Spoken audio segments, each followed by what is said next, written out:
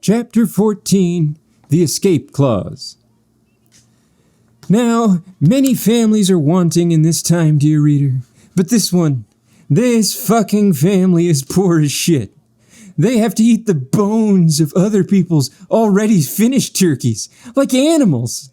Bob acts excited to receive a pitcher of gin that's like 90% lemons before leaning forward excitedly. It seems that Bob has found a tutor for his oldest child, that illiterate tall boy of a son, Peter Thornton Cratchit. He'll teach you how to read and do math and figure out how the stars work and why God loves us. Just promise me you won't waste all those newfound skills reading Percy Jackson or some shit, okay? Bob asks. Everyone laughs, and Bob is a national treasure.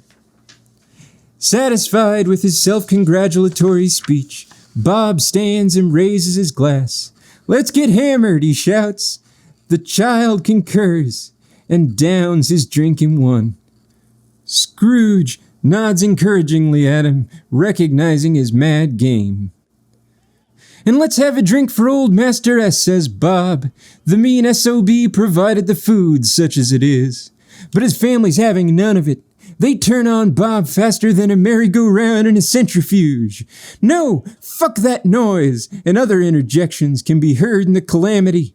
Bob and the missus throw heated zingers back and forth while the kids watch in uncomfortable silence.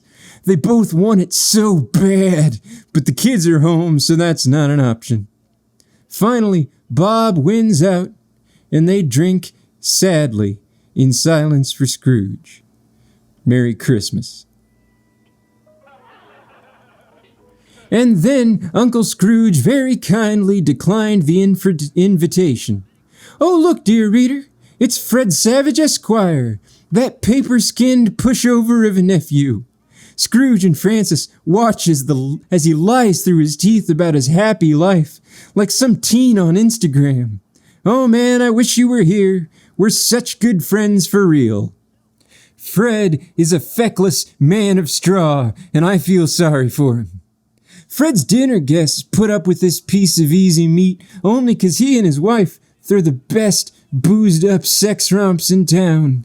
This veritable bacchanalia hasn't even kicked into high gear yet, but oh dear reader, I'd send the kids to bed. Shall we play games? Clara asks. Master Porkchop MacArthur pipes up. Spin the bottle, strip poker, gravy bath, Uno. No one invited him.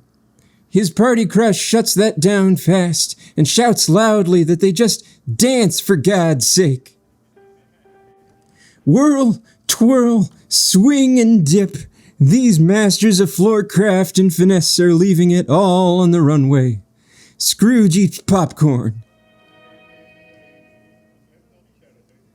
A heavy fog lifts, and Master S and Francis look into a poorhouse, where Alice, Scrooge's old flame, tends to the destitute and gross. Dear reader, it's hard to imagine a more meager existence, giving out little bowls of insulin and bags of plasma, but it sure beats the hell out of marrying Scrooge's dumpy ass. Alice smiles blandly as an old Irish character actor does their shtick, mentally focused on her lunch in the break room. Scrooge moves in to investigate. He's feeling pretty bummed about how well she aged and how he looks like an assisted living resident who skipped lunch. Seems like you had a pretty good thing going with her, whispers Francis in Scrooge's ear. He's channeling Magic Johnson with all the Christmas power he can muster. Hey, I'm getting real tired of the ghostly sarcasm, flares Scrooge. But dear reader, as he sheds an angry tear, you can tell he's starting to get it.